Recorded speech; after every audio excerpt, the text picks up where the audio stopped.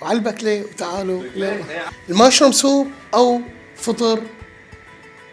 يلا انت بس صوي. يلا 3 2 1. كأنه مصور سر القداحة مرة ثانية.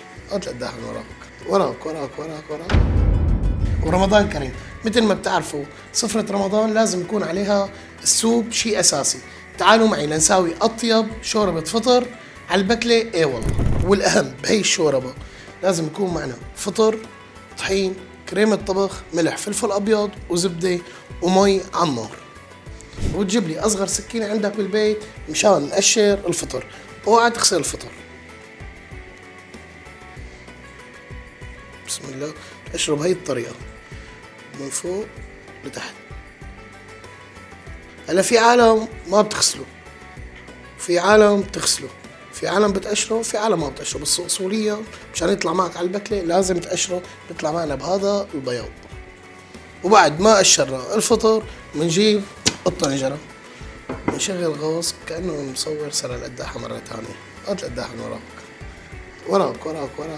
بس هات. نشغل غاز، الغاز وبنحط الزبدة 100 جرام 100 جرام لنص كيلو فطر. هلا بعطيكم خطوة العيار المضبوط. نجيب سنين توم للتنكيه بيعطي نكهة كتير طيبة، بقطعه ناعم.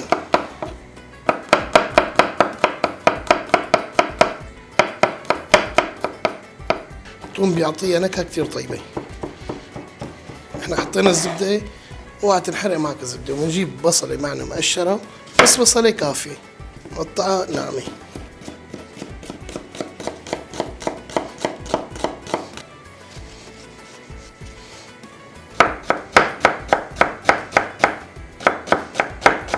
وقت تدوب عنا الزبدة بننزل البصل والثوم.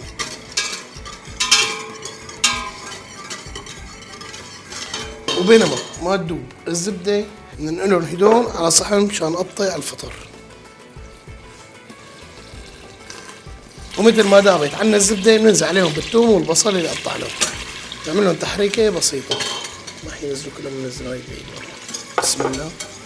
وبين ما يدبلوا عنا بنقطع الفطر. هي مصفوفة هيك، تعمل لها هيك.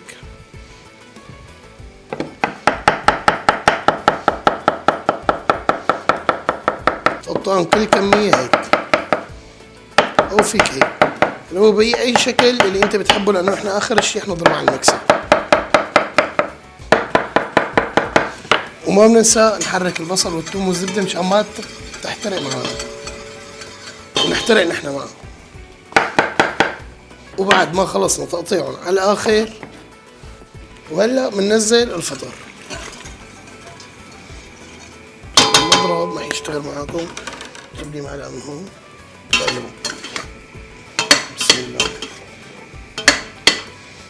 خليهم يتحمص الفطر ويشرب الزبدة. ومثل ما تحمصت معنا والزبدة والفطر شرب من الزبدة، لأنه الزبدة ما حتشرب من الفطر، الفطر اللي حيشرب من الزبدة. ننزل عليهم الطحين، هو 100 جرام، يعني صار معنا 100 جرام زبدة، نص كيلو فطر، 100 جرام طحين. بنخلي الطحين يتحمص معهم كمان. شلون بدك تعرف الطحين انه تحمص؟ حيطلع ريحة تحميصة كتير حلوة، وحيختلف لونه، يصير معنا من اللون الأبيض للشقور. وبننزل عليهم بالفلفل الأبيض والملح، نص معلقة فلفل أبيض ومعلقة ملح، وبنحركهم كلهم مع بعض.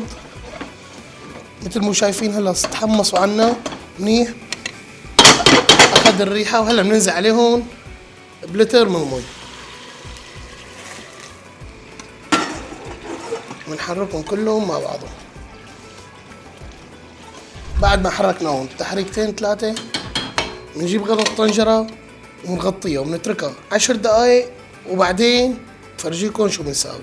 بشي تتعقد عنا شوي الفطر بننزل عليهم. صرتوا حافظين هي الجيبة شو الماجي، بتعزز لنا النكهة الماجي. واحد مع النفرة طبعا، انت تبين انك معلم وتتزته وتطلع هي، وبتسكر عليهم. وبعد ما غلي معنا، تعال شوف الغليان، ننزل عليهم 500 جرام او 500 ملي من الكريمة. ومن تم نحرك. يعني هلا صار عيارنا نص كيلو فطر، ونص لتر كريمة، لتر مي، معلقة ملح، معلقة فلفل، والماجي ما بننساه. شو في كمان؟ و100 جرام زبدة، و100 جرام طحين. من تم نحرك من 5 دقايق ل10 دقايق لتتعقد معنا.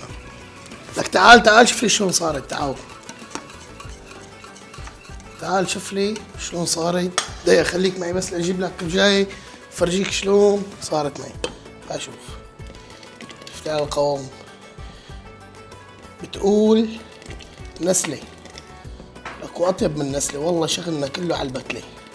هي بتحلي سفرة رمضان، وتكون عندك عزيمة مرتبة لحدا مرتب بتساوي له هي الشوربة، لأنه هي أقوى أبو شوربة. وهلا بتجيب لي المضرب وبتضربها شي بسيط، مو مثل العدس بدنا إياها كتير ناعمة، أو مثل أي شوربة. بدنا نضربها شي بسيط كرمال يطلع معانا الفطر نحن وعم ناكل. يعني هي مثل راني عصير، بتشرب وبتاكل، هي كمان بتشرب وبتاكل. هيك كافي. تعال شوف. تعال، هذا القوام، وهذا اللون الصحيح، وهي قطعة الفطر الصحيحة. لهيك نحن ضربناه. هلا صار وقت ناكل ونجرب. تعالوا معي لنقيم سوا، نشوف على البكلة ولا على البكلة. وهلا بنسكبها بأفخم زبدية عنا، لأنه الشوربة أفخم من عليها. طلي هيك سريعة. نزل لي الذهب هيك. اسمع لي على الصوت، اسمع النغم، شوف لي على القوام. بتجيب أكبر معلقة عندك، تعمل هيك، تقليها. جربوها كتير طيبة، خرافية، وعلى البكلة ايه والله.